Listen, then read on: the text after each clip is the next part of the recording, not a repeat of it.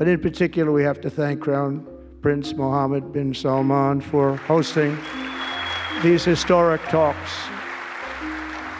And talks that went very, very well. Steve was there, Steve Witkoff was there.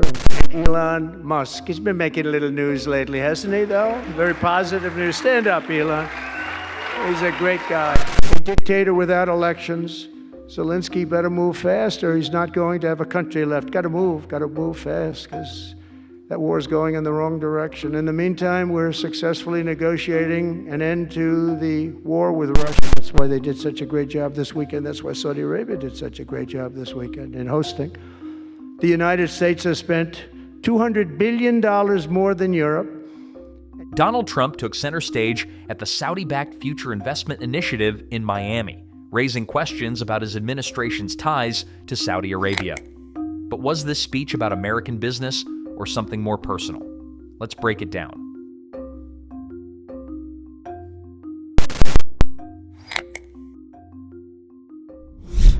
Trump wasted no time setting the tone, praising Saudi Arabia as a special place with special leaders.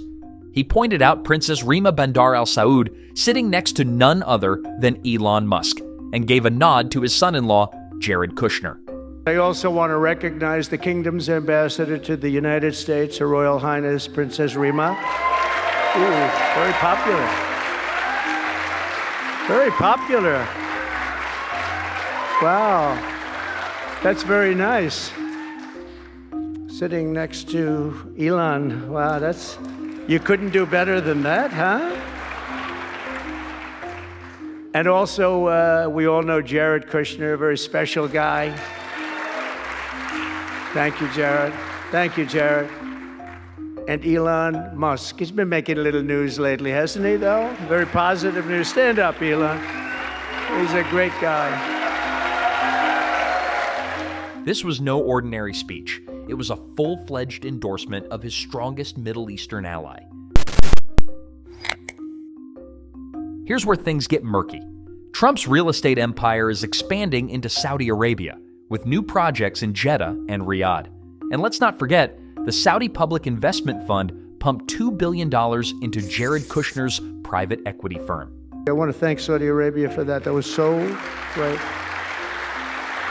Yeah. And I want to thank, in particular, I mean, we have so many of the people, Yasser, Mohammed, all of the people, but in particular, we have to thank Crown Prince Mohammed bin Salman for hosting. This raises a crucial question. Was Trump at this summit to promote American business or his own? Trump did talk policy, promising lower corporate tax rates and economic incentives for businesses operating in the U.S. He even floated an idea to return 20% of government savings back to American citizens. But with a $36 trillion national debt, the math doesn't quite add up. Now, he's got his faults also, I will tell you that. But not too many of them, which is now really waging war on government waste, fraud, and abuse. And they're curbing inflation and saving taxpayers billions and billions of dollars every single day. And there's even under consideration a new concept where we give 20% of the Doge savings to American citizens and 20% goes to paying down debt, because the numbers are incredible, Elon. So many billions of dollars, billions, hundreds of billions, and we're thinking about giving 20% back to the American citizens and 20% down to pay back debt and pay down debt, which is, if you look at value, if it were a real estate balance sheet, the debt is tiny, but we still want to pay it down. Doesn't matter. We don't look at it as a piece of real estate. It's America. We're going to get it down through intelligence, hard work, and as Elon said, a word called caring. You have to care. Critics argue these policies sound great in a speech, but lack any real plan for execution. In a move that caught attention worldwide, Trump praised Saudi Arabia for hosting Russia-Ukraine peace talks, while taking a direct shot at Ukrainian President Zelenskyy, calling him a dictator. I've spoken with President Putin and President Zelenskyy, and our teams began negotiations this week in Saudi Arabia, one case. But think of it, a modestly successful comedian. President Zelenskyy talked the United States of America into spending $350 billion to go into a war that basically couldn't be won, that never had to start and never would have started if I was president, not even a chance. And it didn't start for 4 years, never would have started. But a war that he, without the US and Trump, will never be able to settle. They'll never settle that war without our involvement. That's why they did such a great job this weekend. That's why Saudi Arabia did such a great job this weekend in hosting.